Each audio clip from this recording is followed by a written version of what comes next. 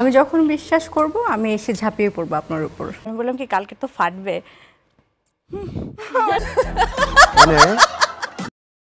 তৃতীয় বিয়ে করেছেন পূর্ণিমা। পূর্ণিমার বিয়ের খবরে দেশ জুড়ে চাঞ্চল্যের সৃষ্টি হয়েছে। এবার পূর্ণিমার বিয়ে নিয়ে মুখ খুললেন পরীমণি। বর্তমানে সবচাইতে আলোচিত সমালোচিত নায়িকা পরীমণি। পরীমণি বলেন, সবাই তো আমাকে নিয়েই পড়ে থাকে।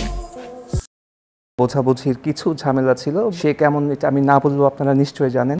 কিন্তু গোপনেও অনেকে অনেক কিছু করে থাকে, তাদেরটা তো সামনে আসে না।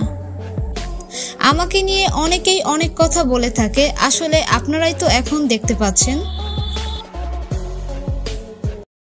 প্রথম দিকে শুরুতে কিছুটা কমপ্লিকেশনস হয়তো ছিল রিলেশনশিপে, যেহেতু আমি মিডিয়ার কেউ না, কথা হয়। তারপর একটা সময় গিয়ে বিয়েতে গড়ায়। বাট মিডিয়ার একজনকে বিয়ে করছি এটা আমার তখনও মনে হয়নি কোনোভাবে যে শুধু আমি একাই সমালোচিত না, খুঁজতে গেলে এমন অনেকেরই গোপন কথা বেরিয়ে আসবে। পূর্ণিমার তৃতীয় বিয়ের পর এবার এমনটাই বললেন পরীমণি।